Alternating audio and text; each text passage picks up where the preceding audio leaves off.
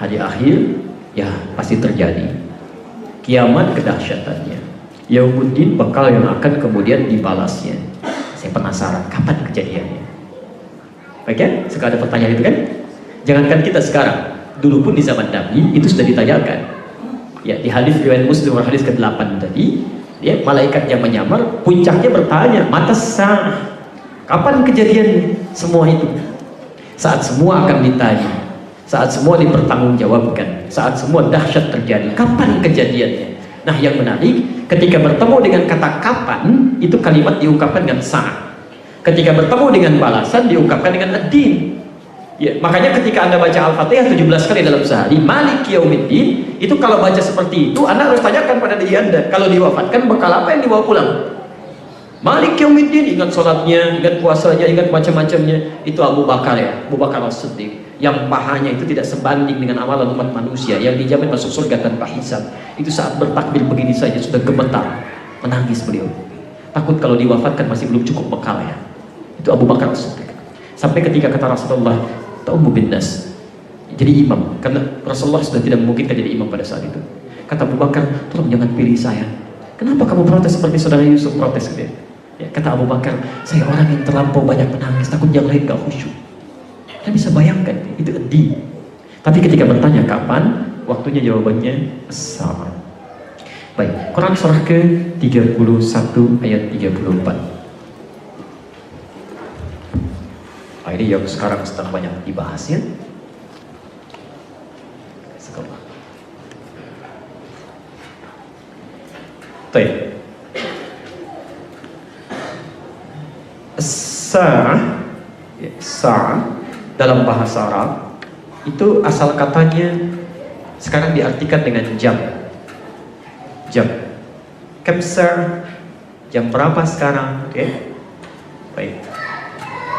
Pernah lihat jam? Ada jam di belakang, ya. Baik, ada menitnya? Ada hitungan detiknya? Masya Allah, Allah tidak harus mengungkapkan detik, menit, jam, hari, waktu, tidak. Cukup dengan satu kalimat yang sangat dalam. As-sa'ah. Ya, sa'ah. Ini. Jadi kalau kita buat titiknya, ini ada menitnya, ini ada jamnya, sampai detiknya yang paling panjang. Seakan-akan ingin mengatakan, kalau orang bertanya tentang waktu kiamatnya, Jibril bertanya, mata sa'ah, kapan kiamat terjadi? Pada Rasulullah SAW. Kalimatnya menggunakan sa'ah spesifik. Dari mulai harinya, waktunya, detiknya sampai menitnya sampai detiknya. Apa jawaban Allah Subhanahu wa Ta'ala? Ini yang paling menarik. Quran surah ke-31 ayat 34, ayat terakhir. Saya berikan informasi dulu sebentar, ya. Ayat ini ingin menyampaikan tentang 5 hak prerogatif Allah yang tidak akan diketahui dan diintervensi oleh makhluk manapun dan oleh apapun. Jadi Anda berdoa sampai menangis darah pun tidak akan pernah merubah 5 hak ini. Dan selevel malaikat Jibril pun yang terdekat dengan Allah menyampaikan wahyu itu tidak diberikan pengetahuan tentang 5 hal ini. Sampai turun malaikat bertanya pada Rasulullah, kapan terjadi salah satu di antara 5 hal ini? Satu, ya, innallaha indahu ilmus sa'ah. Ya, lihat kaidahnya, ya. Pakai inna. Innallaha indahu. Ya, saya tuliskan sedikit. Ilmus sa'ah.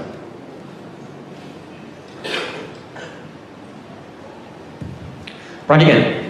Kalau ada kalimat baik dalam Al-Quran ataupun hadis atau dalam kalimat bahasa Arab dimulai dengan kata inna itu harfut taukid wa nasab, huruf yang berfungsi menguatkan dan meyakinkan. Jadi kalau ada kalimat dimulai dengan kata inna, itu hukumnya ingin ditegaskan, dipastikan, ya. Pak Wali Kota akan datang ke sini, ya. Surprise event Tanah Kusir, ya kan, sekitaran, ya. Atau Jakarta Al-Janubiyah, ya, oleh kota Jakarta akan datang ke sini. Anda bertanya, masa sih? Saya katakan, inna rais al-Mittakah Jakarta Al-Janubiyah, inna pakai inna, betul saya tegaskan, ya, beliau akan datang ke sini. Jelas di sini? Nah, artinya apa? Kalau ada ayat dibuka dengan kata inna, itu artinya informasinya melahirkan unsur ketegasan, tidak main-main. Tegas. Jadi kalau sudah pakai inna, nggak boleh ragu. Dan jangan bertanya lagi. Dan jangan banyak dibahas. Karena ini sudah pasti hukumnya. Jelas ya? Baik. Apa yang terkait dengan inna itu? Innallaha indahu. Indah itu tidak diungkapkan dalam bahasa Arab kecuali menunjuk sesuatu yang lekat. Lekat. Ana indi al-qalam. Saya punya spidol. Tapi pakai indah misalnya, itu artinya spidolnya lekat dengan saya, tidak saya berikan pada yang lain. Jelas? Baik. Ana indi al-jawal. Saya punya handphone. Handphonenya lekat dengan saya. Enggak saya buka pada yang lain. Jelas? Baik, sekarang ketika Allah akan menyebutkan waktu kiamat dimulai dengan kata inna, seakan ingin mengatakan tegas ya, saya ungkapkan indahu, innallaha indahu. Ini pengetahuan tentang kiamat itu hanya milik saya. Jelas ya? Enggak saya buka pada makhluk manapun. Itu hak punya saya. As-sa'ah, pengetahuan apa itu? Ilmus-sa'ah, pengetahuan tentang as-sa'ah. Waktu kiamatnya diungkapkan dengan sa'ah, seakan-akan ingin mengatakan baik itu harinya, baik itu jamnya, menitnya sampai detiknya, hanya saya yang tahu. Jelas di sini? Jadi kalau nanti misal ada upaya-upaya manusia kemudian membuat isu-isu, misalnya kiamat terjadi tanggal sekian, bulan sekian, tahun sekian, itu kalau melihat ayat ini seketika udah buang aja. Jangan buang-buang waktu memikirkannya. Masih banyak energi kita bisa digunakan untuk melihat yang lain. Saya dulu berada di Garut September 99. Persis menjelang tanggal 9 bulan 9 tahun 99. Wah, itu heboh, ada kiamat akan terjadi. Nah, sebagian yang lemah iman sampai meninggalkan pasar-pasar. Ya, sebagian ada yang sepi karena mau kiamat. Gak jadi, Pak. Alhamdulillah. Ternyata diundur katanya tahun 2012. Ya, tanggal 12 bulan 12 tahun 2012. Gak jadi juga. Gak jadi juga gitu kan. Masya Allah. Jadi teman-teman sekalian, kalau mendengar yang seperti ini kita bisa abaikan saja. Sudah selesai. Ya, jelas di sini. Nah, tapi yang menarik nanti ternyata keterangan Nabi tidak cukup sampai di sini. Ketika ada yang bertanya tentang kiamat, masalah waktu, ya, justru Nabi SAW memberikan gambaran-gambaran tentang tandanya, supaya jadi pengetahuan kepada kita bagaimana kemudian mempersiapkan diri kita tanpa harus memikirkan keadaannya. Jelas di sini? Baik, saya turunkan misalnya ya. Ada orang yang pernah juga ya ngotot kepada Nabi, ya kalau nggak tahu waktunya kita nggak bisa siap-siap gitu ya. Masya Allah. Maka keluar di antara hadis-hadis Nabi ya Sallallahu Alaihi Wasallam. Misal tadi Anda tuliskan di hadis Muslim nomor hadis 5245. Dari 5244 nya dari Sahal, 5245 nya itu disampaikan oleh Anas bin Malik ya. Baik.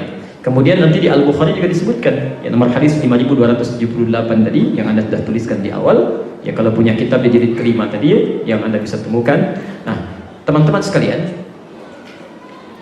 ada hal yang menarik di situ.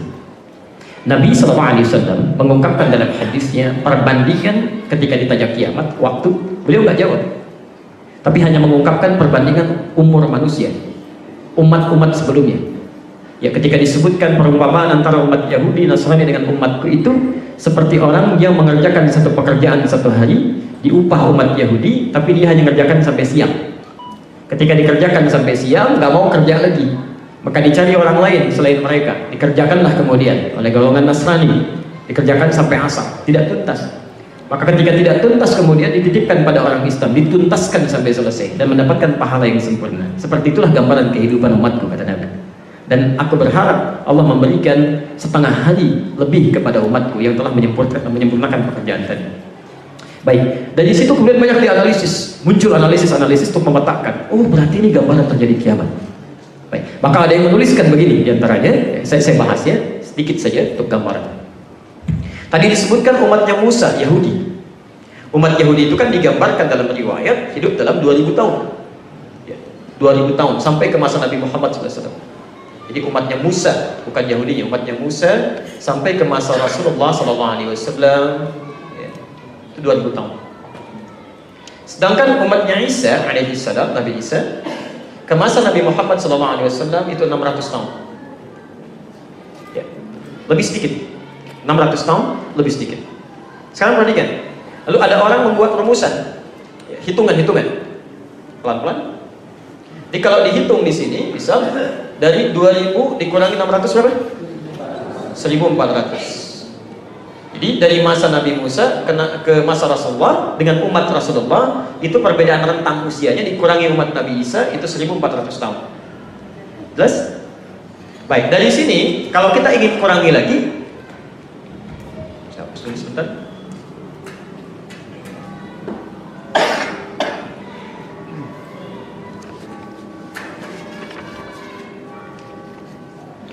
Dapat 1400. Kemudian kita coba kurangi lagi dengan setengah hari. Ya. Kalau satu hari berapa hitungannya? Satu akhiratnya 1000 tahun. Kalau setengahnya 500 tahun. Kurangi 500 berapa? 1400 kurang 500? Masya Allah, 900. Nah, 900 ini ketika akan dihitung menjadi umatnya Nabi Muhammad SAW sampai kiamat, dalam bahasa nabinya kan tadi dikatakan, ya Allah, aku berharap engkau tambahkan kepada umatku setengah hari lebih. Masih ingat tadi? Dalam riwayatnya setengah hari lebih. Setengah hari berapa? 500 tahun lebih, tambah 500 plus lebihnya. Kata para ulama, lebih di sini bisa dipahami dengan 100 tahun. Tambah 600. 900 tambah 600 berapa? 1500. Maka muncullah penafsiran dari sini, usia umat Nabi Muhammad SAW itu adalah usianya 1500 tahun. 1500 tahun. Sekarang berapa usia tahun sekarang? 1438. Baik, kurangi jadi berapa sisanya? Halo? Berapa? 62. 62 itu belum selesai karena ngitungnya ini kan dari Hijriah. Ya kan? Hijriah itu kan hijrah Nabi dari Mekah ke Madinah. Sedangkan hitungan di hadis ini ketika Nabi SAW diutus menjadi Rasul. Diutus Rasul itu kan bukan saat hijrah, tapi saat usia 40 tahun. Ya kan? Usia Nabi diutus jadi Rasul 40 tahun. Kemudian beliau dimintakan hijrah ke Madinah tahun ke-53. Jadi kalau dihitung hijrah ini 1438, itu artinya plus 13 tahun. Ya kan? 13 tahun ya. Setelah Nabi diangkat menjadi Rasul. Berarti ini pun dikurangi lagi 13 tahun. Jadi berapa? Halo, berapa? 49 ya? 49 betul? Jadi dari sini muncul hitungan 49 tahun lagi kiamat Pak ya? Baik. Waduh, bagaimana ini? Kandungan saya baru dikandung ini ya, anak belum tumbuh, ada yang belum nikah, ada yang macam-macam gitu kan? Masya Allah, 49 tahun lagi. Maka mulai dikaitkan dengan hadis-hadis yang lainnya. Hitungan semacam ini, itu nggak ada hadis di Nabi. Itu cuma hitungan orang-orang saja untuk meningkatkan kewaspadaan supaya lebih berhati-hati. Poinnya bukan karena kiamatnya Pak. Ada hitungan lain, hitungan lain. Ini baru hitungan yang biasa. Ini pun versinya Ibnu Hajar Al-Asqalani. Ada hitungannya As-Suyuti. Saya berikan hitungan yang lain yang agak sedikit rumus-rumus matematikanya misalnya. Di hadis Muslim. Nomor hadis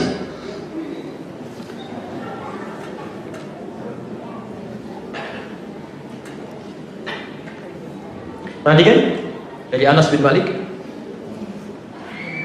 5245 yang tadi Anda tuliskan. Kata Nabi ketika ditanya mata sa'ah kapan kiamat terjadi, kata Nabi qaribah bermakna dekat, sedekat antara telunjuk dengan jari tengah. Sedekat antara telunjuk dengan jari tengah. Awas, hati-hati, sedekat antara telunjuk dengan jari tengah. Kas-sababati wal wusta. Sini. Maaf, ini telunjuk dengan jari tengah dekat tidak? Dekatnya sedekat apa? Dekat sekali ya. Tapi yang diartikan ternyata bukan dekat jarak ininya. Kalau dekat jarak ininya tidak ada beda dengan yang ini. Kan? Walaupun cukup agak beda jauh dengan yang ini. Tapi dekat yang dimaksudkan di sini, ketika diteliti lagi hadisnya, menyebutkan peradaban sebelumnya dan sebagainya, itu kedekatan ini bukan cuma ditafsirkan jarak ini, tapi juga perbedaan antara ujung satu dengan ujung yang lainnya. Ini. Jelas? Sekarang perhatikan, tinggi mana? Jari tengah atau telunjuk? Coba dicek lagi ya. Baik, kalau yang lebih tinggi telunjuk berarti agak aneh gitu. Ya. Baik, pasti yang tengah ya. Satu jari telunjuk. TL. Yang kedua jari tengah, JTG. Perhatikan pelan-pelan. Nabi mengisyaratkan kiamat itu terjadi ya seperti masanya tidak mengatakan waktunya kapan. Masanya itu cukup dekat seperti perbedaan jari tengah dengan telunjuk. Perbedaan tengah dengan telunjuk dari sisi jaraknya. Ini kan ada jarak kan? Perhatikan, ada yang menganalisis jarak ini yang dimaksudkan dekatnya seperti batas perbedaan antara tengah dengan telunjuk. Jadi sisa ini kedekatannya. Digambarkan kemudian oleh para ahli hitung, ini masa Nabi berakhir. Oke? Yang ini masa kiamat. Ini hitungan kedua. Jadi kalau kita keluarkan, perhatikan di sini kan ada kubu-kubu ya. Kubu 1, 2, 3, 4, 5, ini kan? Yang 5 ini. Perhatikan, ini kan? Ini kan sama dihitung 1, 2, 3, 4, 5 kan? 5 kubu. Maka ada yang memahami dan di hadis riwayat Imam Ahmad bin Hanbal tadi, Ustadz Ahmad, Ustadz yang kedua tadi yang saya tuliskan, ya dengan 5 fase, 5 masa itu. 5 fase itu akan berakhir di sini. Kalau sudah berakhir, itu tandanya lebih dekat ke kiamat ke sini. Jadi kalau mereka hitung ini masa Nabi SAW, ini masa kiamat, ini masa manusia pertama. Jelas ya? Di tahun kita hidup. Maka diturunkan rumusannya. Mereka bikin rumus, Masya Allah, rumus kiamat. Perhatikan, ini awal kehidupan. Berarti munculkan awal kehidupan akan jadi dikurangi. Perhatikan akhir kehidupan dengan masa Nabi. Jelas? Maaf, akhir kehidupan dengan masa sekarang. Jadi kalau Anda ingin turunkan, misalnya akhir kehidupan masa sekarang, kan akhir kehidupan belum diketahui kan? Kita pakai delta misalnya. Delta di sini masa berakhir dikurangi masa sekarang. Dibagi kemudian oleh tinggi jari telunjuk TL. Belum selesai, mesti dikalikan jari tengah J, TG dikurangi jari telunjuk. Ketemu kiamat. Silahkan hitung aja. Baik, sudah awal kehidupan dikurangi dengan akhir masa, ketemu dengan masa sekarang. Atau ada yang mengartikan delta di sini dikurangi masa sekarang, tahun sekarang, dikurangi dengan tahunnya Nabi diutus, tahun Nabi diutus, tahun Nabi. Ya. Tapi mau pakai tahun apa? Kalau pakai Hijriah belum bisa. Ya karena ketika Nabi diutus dilahirkan Hijriah kan belum ada kan? Baik, maka digunakan pendekatan Masehi. Sekarang tahun berapa? 2016. Nabi lahir tahun berapa? 571, gitu kan? Baik, dikurangi dan dibagi nih. Ini baru deltanya, ketemu deltanya nih. Ya, kalau Anda turunkan ke sini, awal kehidupan dikurangi ini 2016 kurangi 571 dibagi tinggi telunjuk. Telunjuk berapa senti sih? Taruhlah 7 senti ya. 7 senti, kemudian dikalikan ini yang tengah 8. Baik, 8,5 bolehlah, 8,5 kurangi 7 gitu kan. Ini ketemu berapa tuh? Tapi yang jadi masalah awal kehidupan kapan? Gak ketemu juga.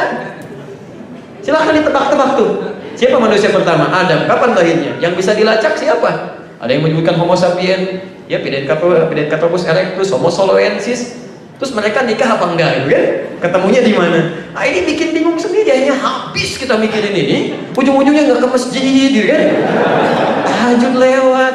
Karena kebanyakan mikir ketiduran, tahajud gak dikerjain. Jelas ya? Maka dari itu ketika ditanyakan pada Rasulullah SAW, apa jawab Nabi? Kata Nabi ketika ditanya kapan kiamat, kata Rasulullah, apa yang sudah kamu siapkan untuk kiamat? Jadi jangan sibuk memikirkan situasi semacam ini. Ini ditampilkan, cuma membuat kita untuk menyiapkan diri dengan baik. Belum tentu dapat kiamat, meninggal aja mungkin bisa lebih cepat. Jelas ya? Karena itu ketika dihadirkan kiamat kecil itu kan meninggal salah satunya. Maka yang dihadirkan oleh Allah Subhanahu wa taala adalah prinsip untuk bisa meningkatkan kebaikan. Quran surah 67 ayat yang kedua. Baik, setelah kita katakan tabarakalladzi biyadihil mulku wa huwa ala kulli syai'in qadir. Ayat 2-nya alladzi khalaqal mauta wal hayat. Tidak cukup sampai sini, teruskan. Tidak luar ayyuhum ahsanu amala. Jelas ya? Baik. Jelas selesai. Kami ciptakan kehidupan dengan kematian itu. Coba cek. Apa lawan hidup? Mati. Yang paling menarik, saya mau tanya begini. Kalau lihat ayat tadi, waladzi khalaqal mauta wal hayat, ya Allah menciptakan kematian dan kehidupan. Saya mau tanya, umumnya manusia itu hidup dulu baru mati, meninggal, atau meninggal dulu mati baru hidup? Lihat ayatnya. Mati dulu baru, Masya Allah kemarin meninggal, sekarang pada hidup. Bingung saya. Ya, pasti hidup dulu baru meninggal. Hidup dulu baru meninggal. Pertanyaannya, kenapa di ayat ini kok dibalik? Meninggal dulu baru hidup. Nah, ini cara membacanya harus dengan ilmu balaghah namanya. Di ilmu balaghah itu ilmu sastra tingkat tinggi dalam bahasa Arab, itu ada kaidah namanya at-taqdim wa at-ta'khir. Sesuatu yang diawalkan dan diakhirkan. Kalau ada sesuatu yang berurutan, tiba-tiba diawalkan takdim, itu tandanya untuk menegaskan satu hal tertentu yang kadang-kadang disepelekan.